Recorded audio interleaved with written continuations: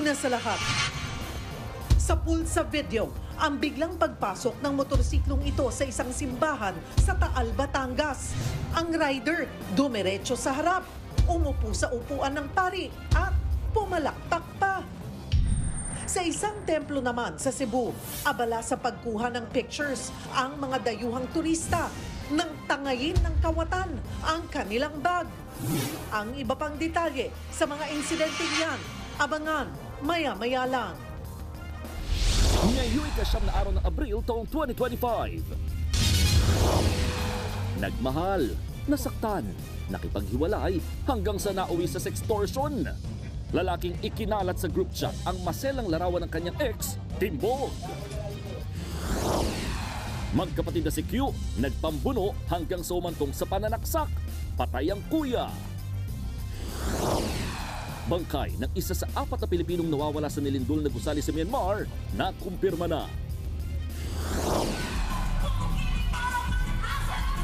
Election campaign jingle na yan ni Manila Councilor candidate Mocha Uson, sinita ng COMELEC dahil double meaning daw.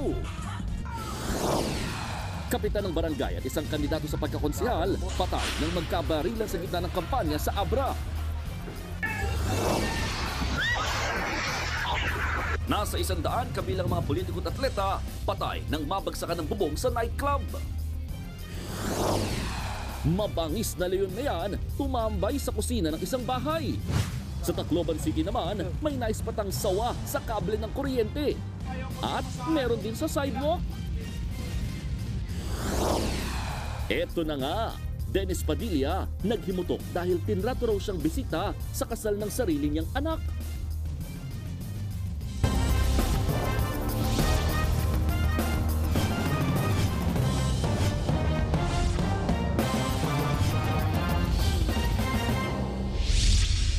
Dead on the spot ang isang si Q matapos siyang pagsasaksakin ng nakababatang kapatid sa Caloocan. Nagtalo raw ang dalawa dahil gusto nang palayasin ng kuya ang kanyang kapatid. Labis naman ang pagsisisi ng sospek pero pinagtanggol lang daw niya ang sarili nang magpambuno sila. Nasa frontline balitang yan si Hannibal Talete. Duguan, may 3 saksak sa dibdib. At wala ng buhay ang security guard na ito na madatnan sa loob ng kanyang bahay sa Barangay 73 sa Caloocan City. Ang itinuturong suspect sa pananaksak, ang nakababatang kapatid ng biktima na isa ring si Q. Base sa investigasyon, nagiinuman ang magkapatid nang bigla silang magtalo. Itong victim natin na siyang may-ari ng bahay ay gustong paalisin itong kapatid niya. Paalisin na doon sa bahay na tinitira nila. Ito po, nagkaroon po sila ng pagtatalo, nag-aaway sila. At ito pong suspect natin, nakadampot po ng isang kitchen knife. Matapos ang pananaksak, tumakas ang suspect. Nakapagsumbong naman ang mga kaanak ng biktima sa mga pulis. Nagsagawa ng follow-up operation ang mga otoridad. Hanggang sa matunton sa Malabon ang suspect. Aminado naman ng suspect na nasaksak niya ang kanyang kuya. Biglaan po, nagpambuno po kami ng kutsilyo. Saka yung time na yun, sir, swerte na sa amin kung sino mabuhay, sir, kasi yun ang sabi niya, patayan na. Gusto ko lumabas ng pinto para maiwasan sana yung problema na yun. Problema din niya ako pinalabas, sir. Labis naman ang pagsisisi ng suspect. Kapatid ko po yun, hindi ko ginusto yung nangyari. Nahaharap sa reklamong murder ang suspect. Nagbabalita mula sa frontline, Hannibal Talete, News 5. Patay sa pamamaril ang isang lalaki at babaeng sakay ng motorsiklo sa Marilao, Bulacan. Hindi pa malinaw ang motibo sa krimen bagamat may nakuhang mga pakete ng droga sa mga biktima. Nagbabalik si Hannibal Talete. Nakahandusay at nadagana ng motorsiklo ang babae habang nakabulagta naman ang kasama niyang lalaki matapos silang pagbabarilin sa Barangay Lambakin, Marilao, Bulacan. Sa inisyal na investigasyon, pasado alas 11 ng gabi kagabi, nang tambangan nang di pa nakikilalang salarin ang mga biktima sa eskinita. Narinig pa raw ng mga residente ang sunod-sunod na putok ng baril. Nung biglang may sumisigaw na may bumulagta, sumili po kami. Pero hindi kami basta-basta lumapit kasi baka mamaya nandun pa yung bumaril eh. Ayon sa mga barangay official, 2 linggo pa lang na naninirahan sa lugar ang 2 biktima. Hindi po namin masyadong kilala yung mga tao na yun dahil sabi po ng mga kapitbahay, 2 linggo pa lang daw po silang nakatira dyan. Kaya hindi po namin malaman kung residente talaga dito yan o saan galing. Nakuha mula sa lalaking biktima ang isang baril na kargado ng mga bala at 38 sachet ng hininalang shabu. Tumanggi na munang magbigay ng karagdagang detalye ang Marilao Police habang iniimbestigahan pa ang posibleng motibo sa krimen. Nagkasana ng follow-up operation para matukoy ang pagkakakilanlan ng salarin. Nagbabalita mula sa Frontline, Hannibal Talete, News 5. Mahirapan ang supply ng malinis na tubig sa La Carlota City, Negros Occidental dahil sa pagputok ng Bulkang Kanlaon. Kahit peligroso, ginagamit nila ang tubig sa ilog na may halong abo. Live mula sa La Carlota City, Negros Occidental, nasa frontline ng balitang yan si Kari Kaitor. Kari, mas kalmado na ba ngayon ang Kanlaon?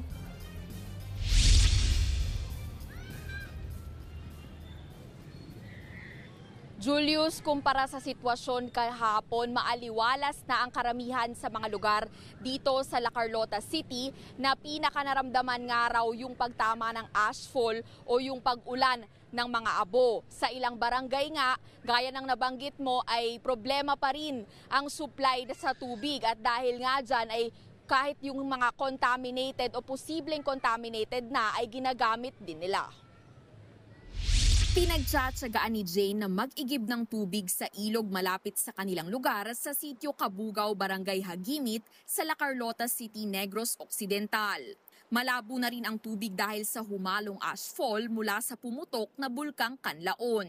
Ang mga inigib ni Jane, pambuhos sa naipong abo sa kanilang bubong. Panghugas ko lang to sa bubong kasi maraming abo doon. Kaya marami na ang kalawang mamatagal, masira na yung bubong namin. Wala raw kasi silang supply ng tubig. Sa tindi ng ashfall, nagkulay abo na ang ilog dito sa boundary ng Barangay Hagimit at San Miguel sa La Carlota City. Pero ang ilang residente, pabalik-balik pa rin dito para magsalok ng tubig na gagamitin daw nilang panlinis ng kani-kanilang mga bubong. Ang iba, dito na naglalaban ng mga damit, habang may ilan na ito na raw ang ipinanliligo at ipinanghuhugas ng pinggan. Ginagawa na rin daw nila ito sa mga nagdaang pagputok ng Kanlaon. Wala pa naman daw na paulat na nagkasakit dahil sa maruming tubig sa ngayon. Pero may paalala ang city government ng La Carlota. Pero yung hindi natin alam yung concentration ng sulfur. Hindi natin alam yung baka pure sulfur yun eh. Kaya yung tunawin yung yung mapatay yung tanim at saka tunawin yung yero. Bakit mo ilagay sa balat mo? Hindi safe yun. Pati supply ng drinking water pahirapan dahil sa malayong lugar pa makakabili ng malinis na tubig. Ganyan din daw ang sitwasyon sa Barangay San Miguel kung saan tinitingnan ang posibleng pagkabara ng asupre sa mga water pipe. Kung merong earthquake, ang notice namin, na-disrupt yung water supply namin. Pero kahapon, walang masyadong earthquake. Ang problema lang, bakit nag-stop? They will try to access the area today to check on bakit nawala yung tubig doon sa or na-block lang or whatever. Nag-deploy na ang lokal na pamahalaan ng mga fire truck at water tanker para makatulong sa pagtatanggal ng abo sa mga bahay, establishmento at kalsada. Magrarasyon din sila ng maiinom na tubig sa mga apektadong lugar. Dahil naman sa pagputok ng bulkan kahapon, suspendido pa rin ang window hours o mga oras na pwedeng bisitahin ang mga alagang hayop o pananim sa loob ng 6-kilometer radius ng Kanlaon. Pero si Rafi, pinilit pa rin na makabalik sa lugar para mapakain ang kanyang mga manok sa Barangay Araal, La Carlota City. Yung punan dyan, malaki na. Kung hindi kumakain yan, halos lugi na talaga. Wala nang hanap buhay.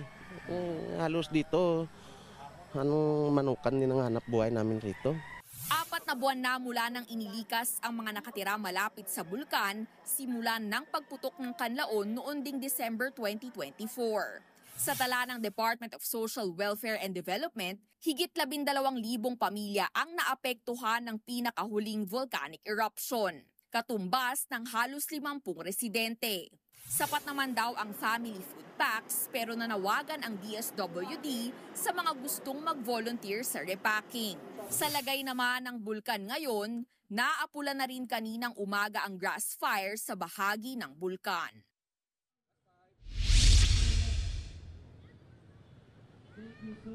Julius, kung ilalarawan natin ang sitwasyon ngayon ng Bulkang Kanlaon, ayon sa FIVOC, siguro hindi raw tamang sabihin na kalmado na ito dahil unrest pa nga rin ito. Sa halip, maituturing daw na walang surface processes o kumbaga mga paggalaw na posibleng magdulot ng panganib. Sa kabila niyan, hindi pa rin daw mawawala yung banta na itaas sa alert level 4 ang bulkan. Pero sa ngayon, wala pa naman daw senyales na posibleng mangyari na yan sa lalong madaling panahon.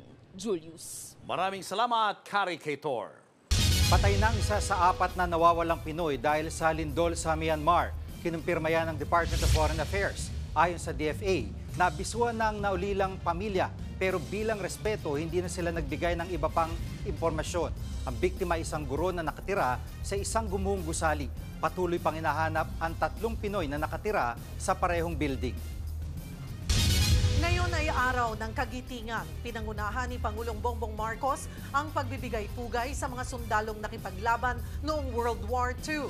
Sa frontline ng balitang yan, si Marian Enriquez. Sa paggunita sa ika-83 araw ng kagitingan, nagtungo si Pangulong Bongbong Marcos sa Mount Samat National Shrine sa Pilar, Bataan. Nag-alay ng bulaklak ang Pangulo sa dambana ng kagitingan kasama ang mga kinatawan ng Japan at Amerika. Ito'y bilang pagbibigay pugay sa mga Pinoy at Amerikanong sundalo na lumaban sa mga Hapon noong World War II. We celebrate today, Araw ng Kagitingan, the valor, the courage, and the sacrifice that is demonstrated by every single Filipino every single day. Taong 1942, nangyari ang Battle of Bataan.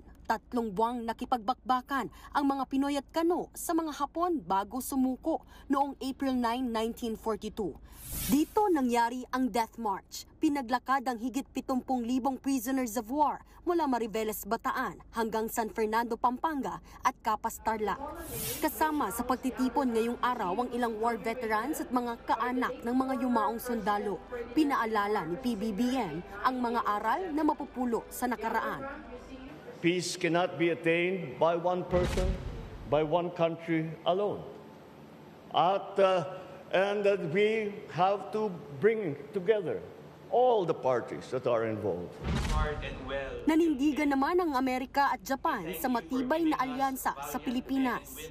We will conduct Special Operation Forces training in Batanes, the first time in the northernmost point of the Philippines has been incorporated into a Balakatan exercise. These bonds are now the foundations of the ironclad U.S.-Philippine alliance. Japan, the Philippines, and the United States, once divided by conflict, now stand united as allies and partners. Mabuhay ang pagkakaibigan ng Japan at Pilipinas. Mabuhay ang ating trilateral partnership. May paalala naman ng 99-year-old World War II veteran na si Cipriano Florendo. Kung sila nga pong mga makakalabang nakakasundo-sundo na, tayo pa rin hindi magkasundo. Kaya dapat tayo ay magkasundo-sundo na yun, na maglingkod sa ating bansa. Nagbabalita mula sa frontline, Marian Enriquez, News 5.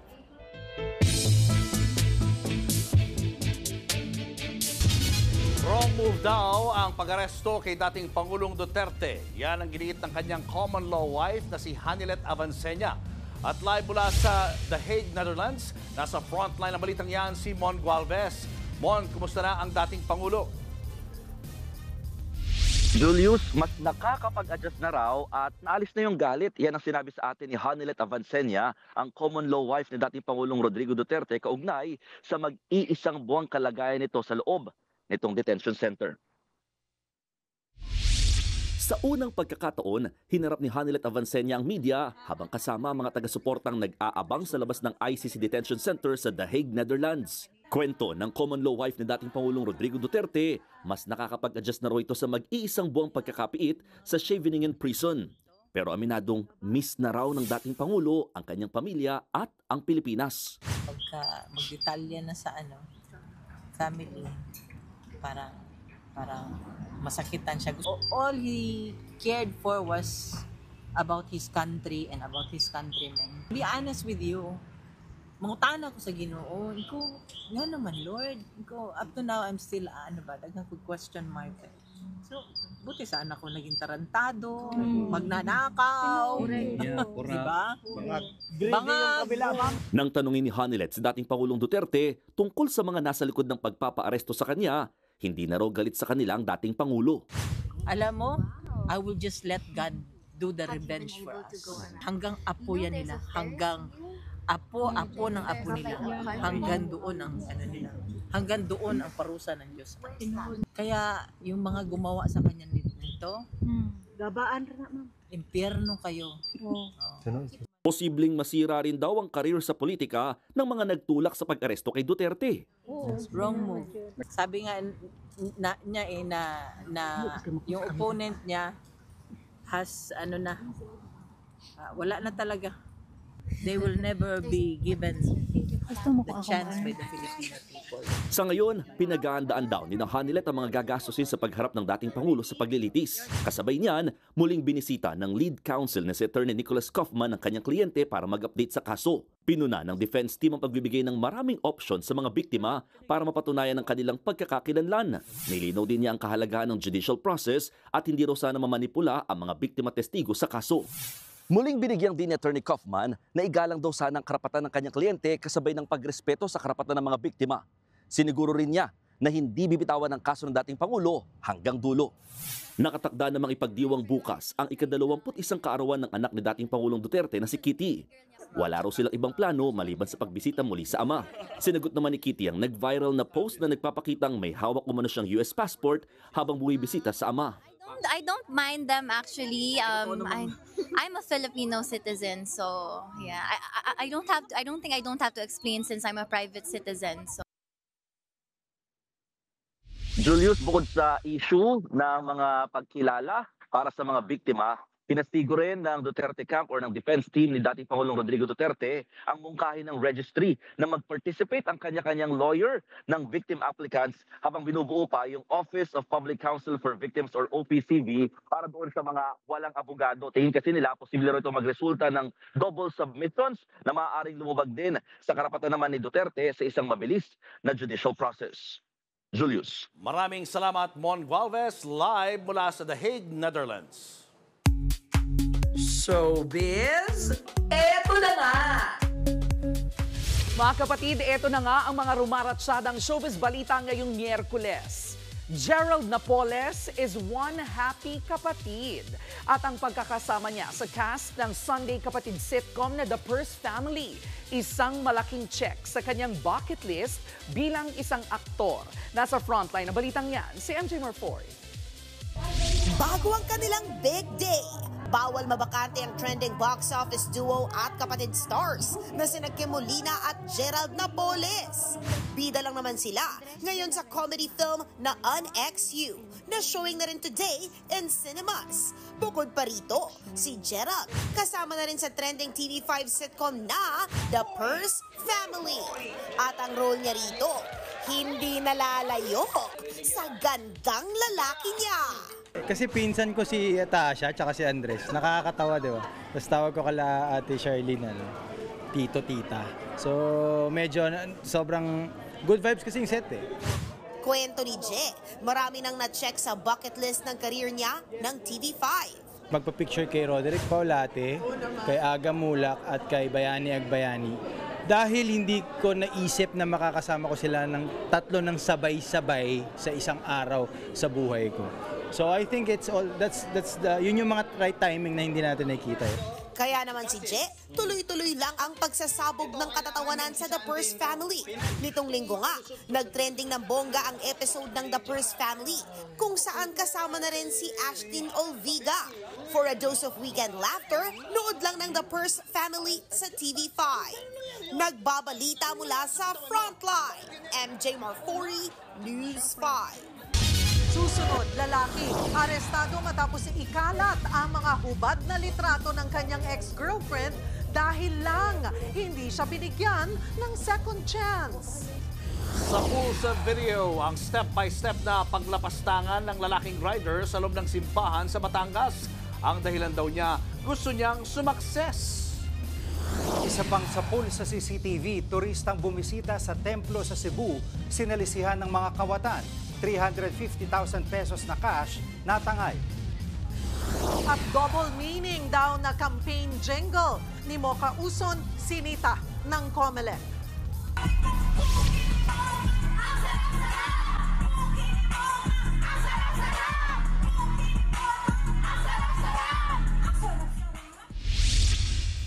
Abangan ang lahat ng yan sa pagbabalik ng Frontline Pilipinas.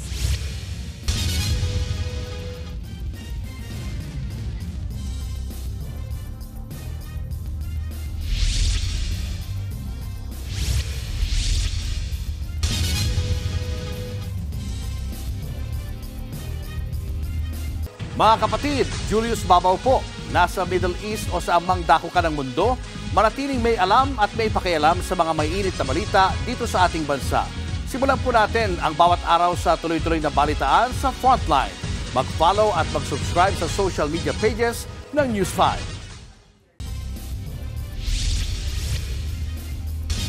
Nabulaga ang isang pamilya sa loob mismo ng kanilang bahay dahil nang buksan nila ang flashlight, may isang leon na nakatambay sa kanilang kusina. Ang buong detalye na balitang yan, abangan maya-maya lang. Arestado naman ang isang lalaki matapos ikalat ang mga hubad na larawan ng kanyang ex-girlfriend. Nagbanta pa raw ang suspect na papatayin ang biktima kung hindi raw ito makikipagbalikan sa kanya. Nasa frontline ng balitang yan si Elaine Fulencio. Pinasok ng mga ahente ng NBI Organized and Transnational Crime Division ng isang wellness store sa Marikina City. Inaresto ng mga otoridad ng 21 anyos na lalaki matapos ireklamo ng dati niyang nobya. Sa investigasyon ng NBI, 4 na buwan nang magkarelasyon ng lalaki at biktimang si Sel. Nang subukang makipaghiwalay ng babae, nagalit daw ang sospek. Dito na raw nito sinimulang ikalat ang mga hubad na larawan ni Sel. Yung ating subject ay nagawa ng dummy account or fake account at unti-unti pinadala doon sa karelasyon niya dati. Parang pinablockmail siya na ilalabas ito. Pinagbantaan din daw si Sel na papatayin siya kung hindi siya makikipagbalikan sa sospek. Dahil dyan, matinding trauma ang naranasan ng biktima. Tinakot niya ako, papatayin niya raw ako. Dahil nga po, ilang araw na rin po kaming hindi nag-uusap, hindi na rin po ako nagpaparamdam sa kanya. Gumawa po siya ng GC, inad niya po yung mga kamag-anak ko. Tapos marami na rin po siya mga sinesend na videos, mga larawan na masiselan na bahagi ng aking katawan. Nang arestuhin ng sospek, na-recover sa kanyang cellphone na ginagamit niya sa kanyang dummy account. Nakuhanan din siya ng marijuana. Hindi naman itinanggi ng sospek ang kanyang ginawa. Sana mapatawad niya ako. Pagsisisihan ko lahat ng ginawa ko sa kanya. Mahaharap siya sa mga reklamong Anti-Photo and Video Voyeurism Act in relation to cybercrime law, grave threats at paglabag sa Comprehensive Dangerous Drugs Act. Nagbabalita mula sa Frontline, Elaine Fulgencio, News 5. Patay ang isang door-to-door transport service driver matapos barilin ng mga holdapper na nagpanggap na pasahero. Nawawala naman ang pinsan ng biktima. Nasa frontline ng balitang yan si Gary De Leon. Wala ng buhay at may tama ng bala sa ulo ang lalaking ito nang matagpuan sa gilid ng Tagaytay, Mendez Road noong Lunes. Sa pag-iimbestiga ng mga otoridad, kinilala siya na si Dexter Roales, residente ng Mulanay, Quezon. Kinabukasan, natagpuan naman ang isang abandonadong SUV sa Barangay Alalong, San Pascual, Batangas. Napag-almang pag-aari ito ni Roales at ginagamit sa door-to-door transport service business. Nagkataon din na nagsumbong sa mga pulis ang isang naging pasahero ni Roales tungkol sa nalalaman niya sa krimen. Kwento ng pasahero, sumakay daw siya sa SUV ni Roales noong Linggo. Kasama pa nila noon ang pinsan ni Roales na si Roel Roca. Nasa Rizal na raw sila nang may sumakay na 2 lalaking nagpapahatid sa Cavite. Sa statement po ng ating passenger victim, siya na lang po yung natitira doon sa SUV, siya na lang po yung pasahero. Nang may in-advise po yung ating nawawala pa rin ngayon na si Robert Roca, na may booking pa po sila at siya po ang huling mahahatid.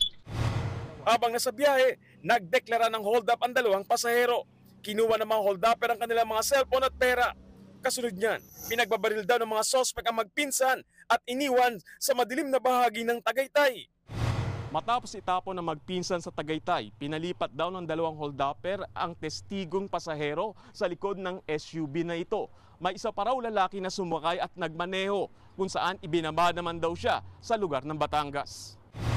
Sa sobrang takot sa nasaksihan, agad daw umuwi ng Mulanay, Quezon ng pasahero para doon magsumbong sa pulisya. Sa SUV, natagpuan ng mga pulis ang basyo ng bala. May bakas din ng dugo, natanda raw ng pamamaril, pero bigo silang makita si Roca. Kumakalap na ng ebidensya ang mga pulis. May mga person of interest na rin sila. Patuloy naman ang paghahanap kay Roca. Nagbabalita mula sa frontline, Gary De Leon, News 5. Nabiktima ng salisigang ang mag-asawang turista sa Cebu City. Habang abala sila sa pagsiselfie sa loob ng templo, pumwesto ang mga kawatan sa katinangay ang bag na may 350,000 pesos na cash. Nasa frontline ng balitang yan ang ating Visayas correspondent na si John Aroa. Sa kuha ng CCTV sa loob ng isang sikat na templo sa Cebu City, kitang nilapag na mag-asawang turista ang kanilang gamit para mag-selfie. Kapansin-pansin naman ang lalaking yan na nakasling bag at palingon-lingon sa mag-asawa. Nang makahanap ng tiyempo, mabilisan itong dinampot ang bag at ipinasa sa babaeng kanyang kasabwat at naglakad na parang walang nangyari. Meron pong guest, mga sindikato siguro kumbaga, na nag-ask if, nag-disguise as guest. May babaeng pumunta, yung matandang babae, kinover nila yung harapan ng mga turista. Tapos kinuha na yung bag. Tapos alis agad. Tapos nag-change outfit pa yung iba. Ang mga animoy turista na nakunang nakapaligid sa dalawang biktima, mga kawatan din pala. Nahagip naman sa CCTV ang pagpasok ng mga sospek na di bababa sa 8 tao. 350,000 pesos na cash, $90, credit cards, ATM at passport ang nakuha sa mga biktima. Tinulungan na lamang ng imbahada na makabalik ang mag-asawa sa kanilang bansa. Bunsod dito, mas paiigtingin ang seguridad sa templo lalo na ngayong Semana Santa. Peak season po, meron kaming employee na nag-roving talaga. Tapos para maano po yung safety ng mga belongings ng mga guests namin. Sa tanan, to be... Paalala natin sa lahat to be careful to our respective belongings, especially if we go on touring in different tourist areas. Nananawagan ng PNP sa kung sino man ang nakakakilala sa mga sospek na agad na ipagbigay alam sa kanila. Nagbabalita mula sa frontline, John Aroa, News 5, Visayas. Step by step na nakunan sa video kung paano binastos ng lalaking rider ang simbahan sa Batangas. Pinasok niya ang kanyang motorsiklo at pumwesto sa upuan ng pari. Depensa ng suspect, ginawa lang daw niya yan dahil sa kagustuhan niyang sumakses sa buhay. Nasa frontline ng balitang yan si Nina Ong Pauco. Sa kuhang ito ng CCTV, kitang walang pakundangang pumasok ang motorsiklong may magkaangkas na sakay sa loob ng Taal Basilica sa Batangas. Pumarada ang motorsiklo sa tapat ng altar. Naglakad palayo ang babaeng backride, habang ang rider dumiretso sa harap. Nag-sign of the cross siya bago umupo sa upuan ng pari. Itinaas ang paa at pumalakpak pa. Napanood ng caretaker ng simbahan ang paglapastangan ng lalaki sa simbahan. Kaya nagsumbong ito sa mga pulis na nagsagawa ng follow-up operation para mahuli ang lalaki. Napag-alamang nobya ng rider ang kasama niyang pumasok sa simbahan. Maging ang babae, nagulat daw sa kakaibang kilos ng kanyang boyfriend. Una pa lang ay kataka na yung girlfriend kasi parang iba yung kilos niya. Kasi hindi naman siya nagbe-bless dun sa tatay ng girlfriend, ay meron siyang mga kakaibang ginagawa. Aminado ang lalaki na gumagamit siya ng marijuana na nabili niya online. Pero lasing daw siya na mangyari ang insidente. Kasi makita namin sa video na parang mapalakpak ka pa. Parang ganito kasi huyaw, parang gusto ko maging successful. Walang naniniwala po sa akin. Sinisika pa ng News 5 na makuha ang panig ng Taal Basilica, pero nagsampa na raw ito ng reklamo laban sa lalaki. Parang nabastos po kami doon kasi yung altar po namin ay pinahalagang po natin, sinasamba po namin yun. Nasa kustodiya na ng Taal Municipal Police Station ng lalaki na mahaharap sa reklamong offending religious feelings sa ilalim ng Article 133 ng Revised Penal Code. Nagbabalita mula sa Frontline, Nina Ongpauco, News 5. Patay ang isang kapitan at kandidato sa pagkakonsehal matapos mawi sa barilan ang isang campaign rally sa Abra. Ang ugat na madugong inkwentro sa Frontline Report ni Gerard de la Peña. Nabalot ng tensyon ng Provincial Hospital sa Bangged, Abra nitong Lunes matapos cornerin ng mga pulis ang ilang kalalakihan na sangkot umano sa barilan sa isang campaign rally sa bayan ng Lagangilang. Nag-ugat ang gulo sa gitna ng campaign rally nang biglang suntukin ng kumakandidatong konsehal na si Manzano Agdalpin ang lalaking si Romel Apolinar. Nagsumbong si Apolinar sa kapitan ng barangay na si Luz Salvador Claro. Pero nang subukang umawat, nadamay pa ang kapitan na biglang binaril ni Manzano. Tamaan si Claro, although tumakbo. Ang problema nga lang doon din, yung driver na isa nakasama ni Manzano, si Joselito Aurelia, pumunot din ng baril at saka may tatlo pa silang kasama at pinutukan yung si barangay captain. Hindi lang ang kapitan ang pinagbabaril dahil meron ding bumaril kay Manzano sa kasagsagan ng komosyon.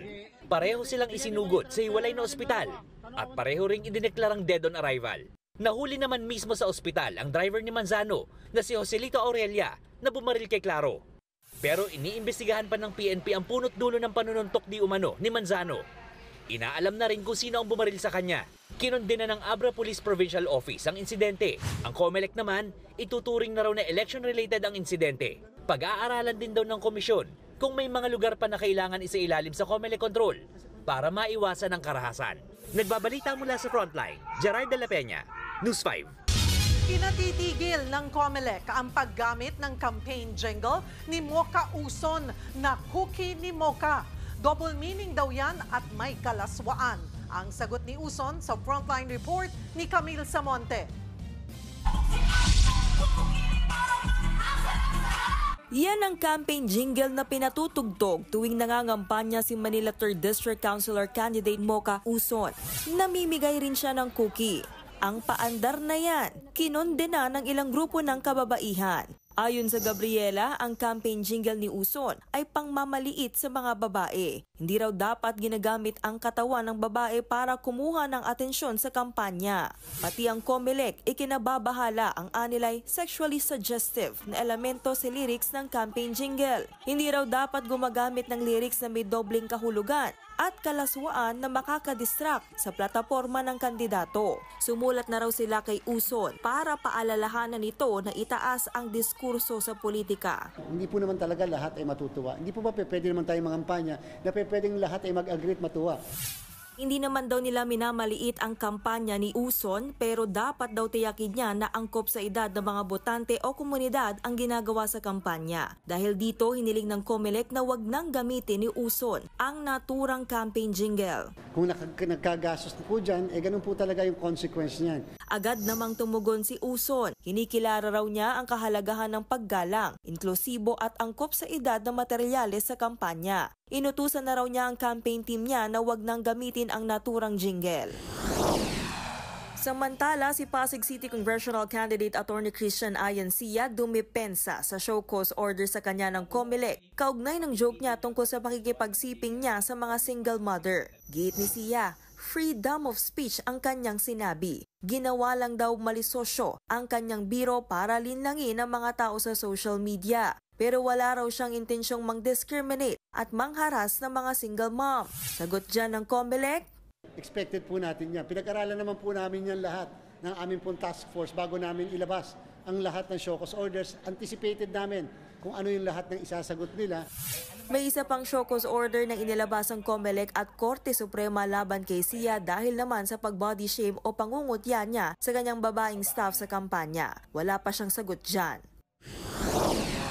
May show cause order din mula sa COMELEC si Davao de Oro Governor candidate Ruel Peter Gonzaga dahil sa malaswang pahayag sa kanyang campaign rally. Dapat niyang ipaliwanag kung bakit hindi siya dapat ma-disqualify. Wala pang pahayag si Gonzaga. Nagbabalita mula sa Frontline, Camille Samonte, News 5. Nagsimula ng dumami ang mga pasahero sa NAIA ilang araw bago ang Semana Santa. At live mula sa NAIA Terminal 3, nasa frontline ng balitang yan si Gerard de la Peña. Gerard, gaano nakarami ang mga pasahero dyan? Julius, marami-rami na rin mga pasahero ngayon dito sa NAIA Terminal 3 at ayon nga sa obserbasyon ng mga otoridad, nagsisimula na talagang dumami ang mga pasahero dahil ito yung mga magbabakasyon ngayong Semana Santa. Sakto naman sa peak season yung simula ng mas striktong pagpapatupad ng polisiya ng mga airline patungkol sa pagdadala ng mga power bank sa eroplano. Kung ikukumpara sa ordinaryong araw, mas mataon na ngayon ang mga check-in counter ng Ninoy Aquino International Airport. Maraming paalis na para magbakasyon, 1 linggo bago ang Semana Santa. Kabilang dyan ang pamilya ni Vanessa na papuntang Hong Kong. Dahil sobrang daming tao for sure and mahirap pabalik pag masyado maraming tao. Wala pang estimate ngayon ng pamunuan ng NAIA sa dami ng mga pasaherong inaasahan sa Semana Santa. Pero ayon sa ilang airlines, mukhang mas maraming pasahero ngayong taon kumpara noong 2024 Holy Week. Pinakamabentang destinasyon daw ngayon ay Katiklan, Tagbilaran, Puerto Princesa, Japan at South Korea. Halos fully booked na raw ang mga biyahe papunta dyan ngayon. We have slightly increased our frequencies as early as now. May kaunti namang paghihigpit ang mga airline pagdating sa mga power bank. Sa check-in pa lang, pinapakiusapan na ang mga pasahero na ipakita ang kanilang power banks. Base sa guidelines ng Cebu Pacific at AirAsia, papayagan lang ang mga power bank na may capacity na 100 watt-hours. Ang sosobra, kailangan pang ipagpaalam sa airline.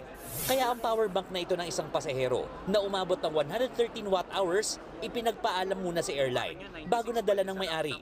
Nililimitahan lang din sa 2 pirasong power bank ang papayagan sa bawat pasahero. Pwede lang ito sa hand-carried bag at hindi sa check-in luggage.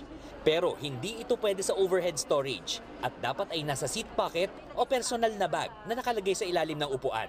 Bawal din itong gamitin habang nasa loob ng eroplano. Ang paghihigpit sa mga power bank, ipinatupad matapos ang ilang insidente ng pag-usok ng mga ito sa loob ng eroplano. Charge po natin yung ating mga devices habang nasa airport and then pag nasa eroplano na po tayo, sundin po natin yung policy. Nagulat man ang mga pasahero, wala namang kaso sa kanila ang paghihigpit ng mga airline. I think okay naman na chinecheck nila for our safety na rin po. Okay lang naman. Okay lang naman. Kasi fully charged naman usually yung phone bago umalis. Susunod naman na bubusisiin ng mga airline ang dami ng electronic devices na dala ng isang pasahero. Kasama dyan ang mga cellphone, tablet, e-cigarettes, laptop at medical devices. Alinsunod sa guidelines ng Civil Aviation Authority of the Philippines. Julius, sa Biyernes talaga yung inaasahan ng mga otoridad na simula ng dagsa ng mga pasahero bago ang Holy Week. Kaya doon sa mga babiyahe, ang payo lang talaga natin, tingnan muna nila sa kanilang mga airline kung ano yung mga policies nila pagdating sa pagdadala ng mga electronic devices at power bank. At isa pa nga palang tip, Julius, na nakuha natin sa mga airline kanina, siguraduhin na yung inyong power bank ay nababasa pa yung specifications katulad ng milliampere hours o yung voltage. Dahil kung hindi na ito nababasa, baka sa check-in pa lang ay hindi na payagang madala ito ng pasahero hanggang sa eroplano. Julius. Maraming salamat, Gerard de la Peña. Pinabibilisan na ni Transportation Secretary Vince Dizon ang pagtatayo ng North-South Commuter Railway. Sa inspeksyon, sinabi ni Dizon na dapat bilisan ang trabaho para magamit na ng mga commuter ang tren mula Metro Manila hanggang Bulacan. Kapag natapos ang proyekto, magiging 30 minuto na lang ang biyahe mula Metro Manila hanggang Malolos. Kabilang din sa mga istasyon ng tren ang iba pang mga bayan sa Bulacan tulad ng Marilao, Maykawayan, Bukawi, Balagtas at Giginto. Magpapatuloy rin ito hanggang Clark, Pampanga. Showbiz, eto na nga! Mga kapatid, eto na nga. Naghihimutok ang komedyanteng si Dennis Padilla dahil imbes na father of the bride, naging visitor daw siya sa kasal ng sariling anak na si Claudia. In a now-deleted post, inilabas si Dennis ang kanyang pagkadismaya. Sabi pa ni Dennis, nabudol daw siya. Dumalo si Dennis sa kasal ni Claudia sa longtime boyfriend nitong si Basti Lorenzo. Si Claudia ay anak ni Dennis kay Marjorie Barreto. Maging sa isang post ng anak din niyang si Julia, nag-comment ang aktor saying, kapal nyo, quote-unquote. Agad din niyang binura ni Dennis. Tila unbothered naman si Julia dahil ilang oras matapos mag-comment ang ama, nirepost niya ang happy moment nila ng half-sister niyang si Danny. Eto pa nga, nasa kanya na nga ang lahat. Ang ganda at ang kurba ng isang beauty queen. Ang tanong tuloy, naisip nga ba ng aktres na si Janine Gutierrez na pasukin ang mundo ng beauty pageant? Alamin po natin yan sa report ni News 5 digital producer Von Belenario. From the fashion show up to the recent ABS-CBN ball, hindi talaga nagpapakabog si Janine Gutierrez sa rampahan with her bright and fierce aura. Kaya naman ang kanyang mga tagahanga talagang namamangha. Sobrang kilig na kilig talaga ako. Sa totoo lang, nung bench, tinuruan nila ako maglakad ng fierce. Pero nung lumabas ako, tapos nakarinig ako ng mga cheer, napangiti na lang ako the whole time. Pero I think maganda din talaga kasi yun lang talaga ako and I'm so happy na na-appreciate yun ng mga tao and sobrang kilig lang ako. Dahil sa kanyang stunning look and figure, ready na rin ba siyang pasukin ng mundo ng beauty pageant? Focus ko talaga ay pelikula at saka TV. So, tignan natin. Speaking of movie and TV, ready na si Janine sa muling pagsabak sa pag-arte matapos ang matagumpay niyang role sa Lavender Fields. Meron akong sinushoot ngayon na series pero hindi ko pa siya pwedeng ikwento. Sobrang different, yes. Sa mga nagtatanong naman kung bakit hindi niya kasama si Jericho Rosales sa ABS-CBN Ball, may paglilinaw si Janine. Nasa Bicol siya, he had work, so hindi talaga siya available. As much as possible, gusto din niya talaga sana mag-attend. Pero busy siya. Nagbabalita mula sa Frontline, Von Belenario, News 5. Susunod, babaeng rider bali-bali ang katawan matapos bumangga sa puno ng Nara sa Ilocos Norte. Leon, nambulabog matapos tumambay sa kusina ng isang bahay. At Petrogas nasungkit ang unang panalo kontra Creamline sa Game 1 ng PBL All-Filipino Conference Finals. Yan at iba pa sa pagbabalik ng Frontline Pilipinas.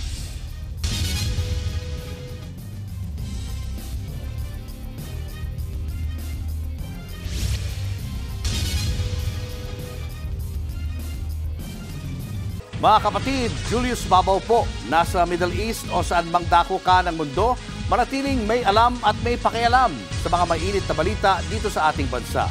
Simulan po natin ang bawat araw sa tuloy-tuloy na balitaan sa Frontline. Mag-follow at mag-subscribe sa social media pages ng News 5. Sugatan ng 3 sakay ng van matapos itong mahulog sa bangin sa Benguet. Sa Ilocos Norte naman, patay ang lasing umanong dalagitang rider matapos bumangga sa puno. Nasa Frontline balitang yan si Gary De Leon. Nakadapa at bali-bali ang katawan ng 16 anyos na babaeng ito matapos bumangga ang minamaneo niyang motorsiklo sa puno ng Nara sa Solsona, Ilocos Norte. Isinugod pa sa ospital ang dalagita pero idineklarang dead on arrival. Sa investigasyon ng Solsona Police, bago ang insidente ay kasama ng biktima ang kanyang nobyo sa inuman. Nagkaroon sila ng pagtatalo kaya umalis ang biktima sakay ng kanyang motorsiklo. Siguro galit na umalis ng inuman. Pero may emosyon, lasing eh. Baka hindi natin alam kung nawalan siya ng kontrol o ano yung pumasok sa isip niya, ma'am, bago siya napangga sa puno ng Nara. Bukod sa lasing, napag-alamang wala ring suot na helmet ang dalagita ng madisgrasya. Nahulog naman ang SUV na ito sa bangin na may lalim na 15 talampakan sa Barangay Ambassador, Tublay, Benguet. Bumibiyahe ang sasakyang may 3 sakay na pabenguet na mangyari ang disgrasya. Tapos along the way, parang nagkaroon ng mechanical defect. According kasi po sa interview natin doon sa driver is parang nag-wild daw yung sakyan and then biglang dumiretso panin. Agad naman sumaklolo ang ilang concerned citizen sa mga sakay ng SUV. Nagtamon lamang ng ilang galos sa katawan ng driver at mga sakay ng SUV. Nakalabas na sila mula sa ospital. Nagbabalita mula sa Frontline, Gary De Leon, News 5.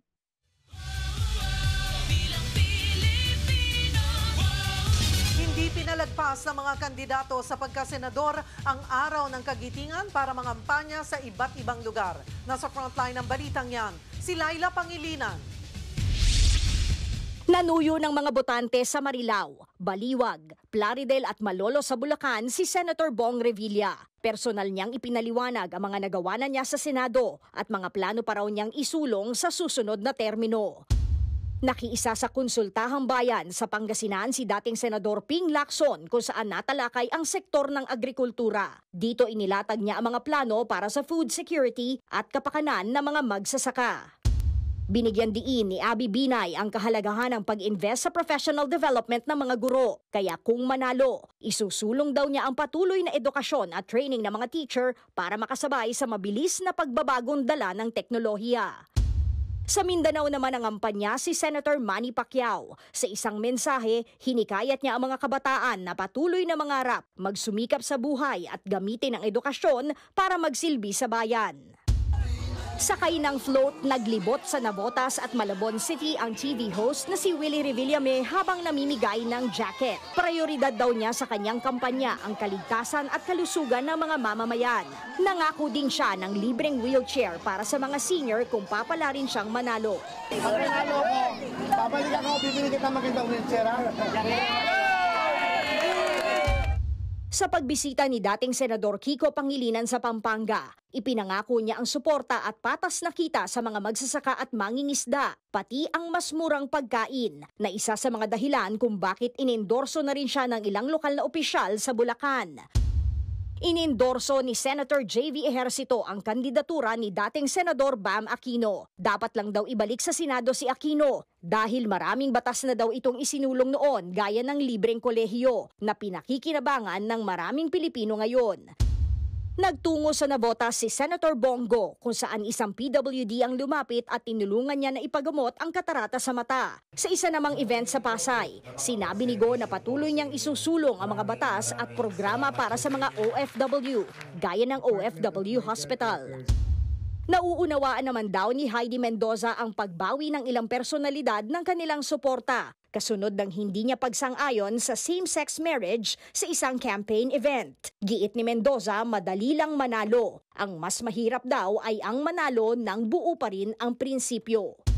Hindi raw problema kay Senator Bato de la Rosa kung walang venue at host LGU sa kanyang mga kampanya gaya na lang sa Cebu. Mas gusto raw niya ang ginagawang guerrilla-style campaign dahil mas personal ito at mas nahihikayat ang publiko na sumama sa mga dialogo. Dumalo sa selebrasyon ng Araw ng Kagitingan sa Bataan ang independent candidate na si Ariel Quirubin. Bilang pag-alala sa magigiting na bayani, nananawagan siya sa mga kabataan na mahalin at ipaglaban ang sarili nating bansa. Habang si Makabayan President Liza Maza, binisita ang mga magsasaka sa Mindoro na humaharap sa banta ng land grabbing at forced eviction. Isusulong daw niya sakaling manalo ang tunay na reforma sa lupa at pagpapalakas sa lokal na produksyon. Nagbabalita mula sa Frontline, Laila Pangilinan, News 5. May nagbabalik para samahan tayong ihatid ang latest sa Frontline ng Sports. Makakasama natin muli ang ating kapatid na si Denise Tan. Welcome back, Denise. Thank you, Julius. Dikdikan ang hampasan ng Creamline Coast Smashers versus Petrogas Angels sa finals ng All-Filipino Conference kagabi sa Araneta Coliseum. Pero nakaisa ang Angels. Unstoppable si Brooke Van Sickle sa set 1 at set 2, kaya naman nanaig dyan ng Petrogas. Pero sa salpukan sa set 3 at 4, nagising sina Gemma Galanza at Bernadette Pons, kaya na-push nila ang laro sa 5th set. Patatagan ang labanan sa ikalimang set at sa huli, sinelyuhan ni Van Sickle ang panalo ng Angels. Nakapagtala siya ng kabuoang 24 points. Nag-ambag din sina Jonas Abete at MJ Phillips. Bukas sa Araneta Coliseum, magkakaalaman kung madedepensahan ba ng Cool Smashers ang kampyonato o mapapasakamay na ito ng Angels. Diyan lang kayo, may sports news pa tayo mamaya. Susunod, mahigit 1 milyong pisong halaga ng alahas tinangay ng holdupper sa isang jewelry store. Pati ba naman galon ng tubig, pinagdiskitahan na rin ng mga kawatan. At ang live update sa match-up ng Meralco Bowl sa San Miguel Beermen kasabay ng Golden Anniversary ng PBA. Tutok lang mga kapatid, magbabalik pa ang Frontline Pilipinas.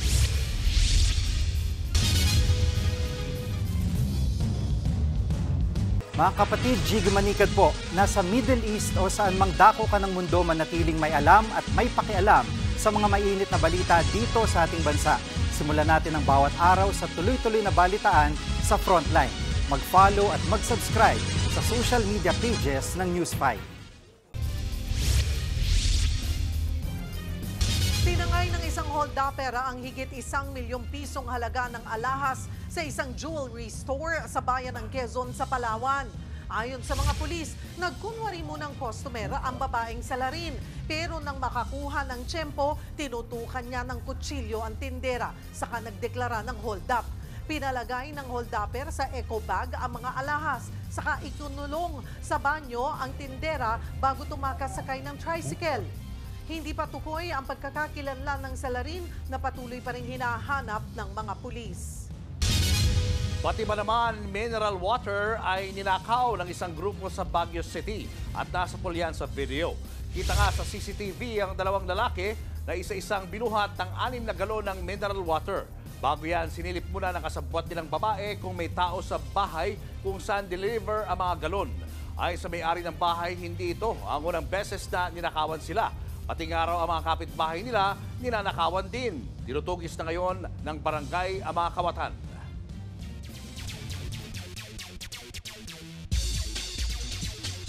Dagsa ang fans para sa mga laban na nataon sa ika-50 anibersaryo ng Liga ngayong araw. May mga inihandang sorpresa ang PBA sa kanilang fans. Live mula sa Rizal Coliseum, nasa frontline ng balitang yan, si Ian Suyu. Ian? Denise, shining, shimmering nga muna ang liga ngayon dahil sa pagse-celebrate ng kanilang 50th anniversary dito sa Rizal Coliseum. At dahil 50th anniversary o golden anniversary na, retro vibes ang liga ngayong gabi. Aakalain mo ngang may piyesta kanina sa harap ng Rizal Coliseum sa haba ng pila ng mga fans na nag-aabang na makapasok dito sa venue. Mga lolo't lola, ate't kuya, pati mga kaapu-apuhan, excited na manood ng laro. May mga pahanda rin at mga pagkain pagpasok ng entrance.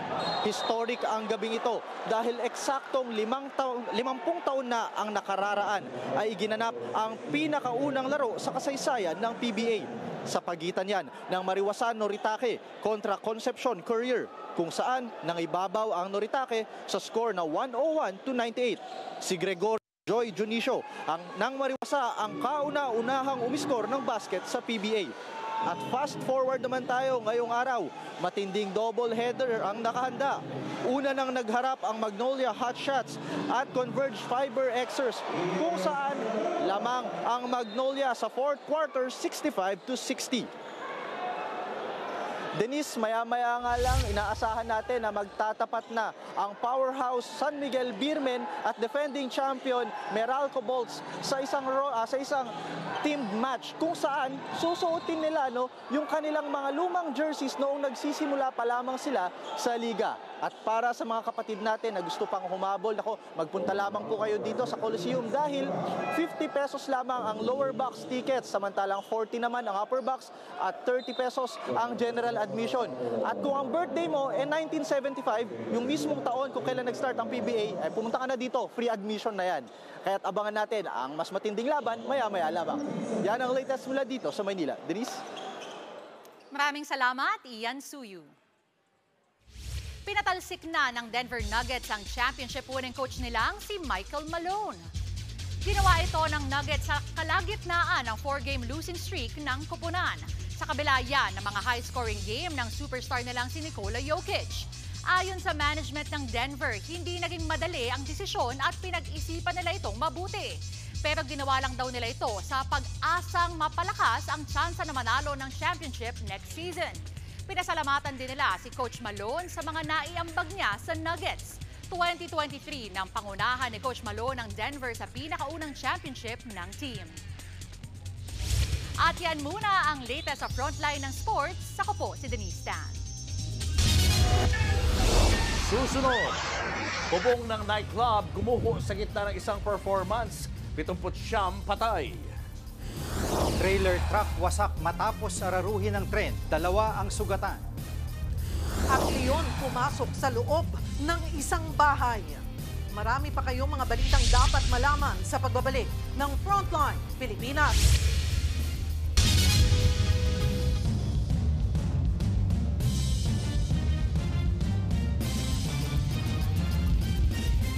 Mga kapatid, Jiggy Manikad po, nasa Middle East o saan mang dako ka ng mundo, manatiling may alam at may pakialam sa mga mainit na balita dito sa ating bansa. Simulan natin ang bawat araw sa tuloy-tuloy na balitaan sa Frontline. Mag-follow at mag-subscribe sa social media pages ng News 5. Gumuho ang bubong ng isang nightclub sa Dominican Republic. Nasa 100 na ang patay, kabilang ang ilang politiko. Nasa Frontline News Abroad. Nagpa-perform sa stage ang merengue singer na si Ruby Perez sa nightclub na yan sa Santo Domingo, Dominican Republic. Maya-maya, bigla na lang gumuho ang bubong ng nightclub. Rinig sa video ang hiyawan ng mga nagbagsakan. Kitang nagbabagsakan na ang ilang debris, kaya naglakad na palayo ang mga tao. Agad namang rumesponde ang mga rescuer. Hindi pa tukoy kung ilan ang bilang ng nasa nightclub noong nangyari ang trahedya. Pero 79 na ang namatay. Kabilang dyan si Perez at ilang pang mga kilalang politiko sa Dominican Republic. Nasawi rin ang Major League Baseball players na sina Octavio Dotel at Tony Blanco. Dahil halos buong bubong na ng nightclub ang gumuho, mahigit 100 din ang sugatan. Kasalukuyan silang nasa ospital. Puspusan pa rin ang search and rescue operation habang sa labas ng Ground Zero, nakaabang naman ang mga pamilya ng mga nawawalang biktima. Nagbabalita mula sa Frontline, Nina Ongpauco, News 5. Wasak naman ang isang truck matapos sararuhin ng tren sa Minnesota sa Amerika. Sa video kitang tumatawid sa riles ang truck pero tila hindi napansin ng driver ang parating na tren. Hindi na nakapreno ang tren at sumalpok sa patawid na trailer truck. Nawasak at nahati sa gitna ang truck. Ayon sa mga otoridad, 2 sakay ng tren ang nasugatan pero nalapatan na sila agad ng lunas. Showbiz, eto na nga! Mga kapatid, eto na nga. Nagpasalamat si Blackpink member Lisa sa production team ng The White Lotus sa pagtatapos ng Season 3 ng hit series. Sa kanyang Instagram, ibinahagi ni Lisa ang ilang behind-the-scene photos ng production. Gumanap siya bilang si Mook na isang wellness guru sa White Lotus Resort. Sabi pa ni Lisa sa kanyang post, proud siya na maibahagi sa buong mundo ang kultura at ganda ng kanyang home country na Thailand. At yan nga po ang ating mga showbiz update ngayong Miyerkules. See you tomorrow mga kapatid. Ako po si Jervy Wrightson. Susunod, leon na ispatan sa loob ng isang bahay. At 2 sawa sumulpot sa Tacloban. Tuloy-tuloy pa makabuluhang balitaan sa pagbabalik ng Frontline Pilipinas.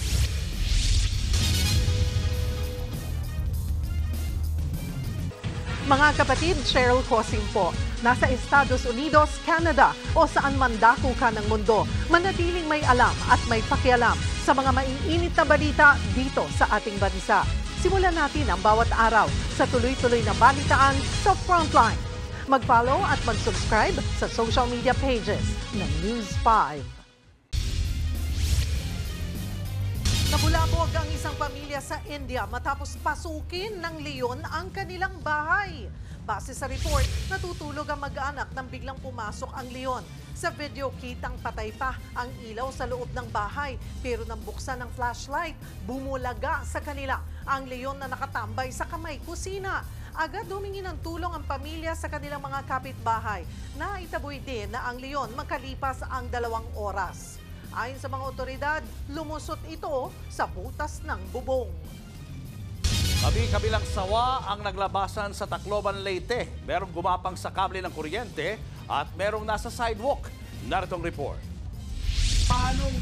Nagulantang ang mga residente nang maispatan ng isang sawa sa tabing kalsada sa barangay Sangkahan sa Tacloban City.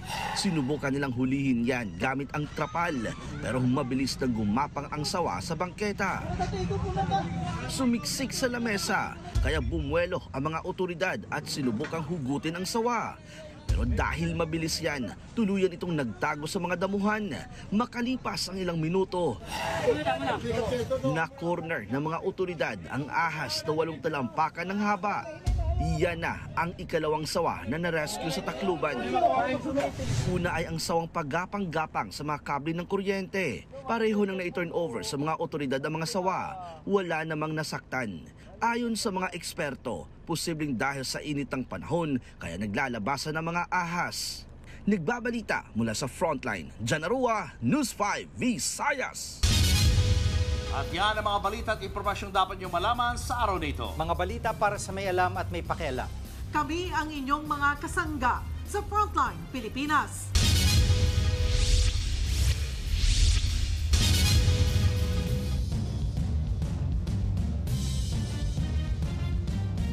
Mga kapatid, Cheryl Cosim po. Nasa Estados Unidos, Canada o saan mang dako ka ng mundo, manatiling may alam at may pakialam sa mga mainit na balita dito sa ating bansa. Simulan natin ang bawat araw sa tuloy-tuloy na balitaan sa Frontline. Mag-follow at mag-subscribe sa social media pages ng News 5.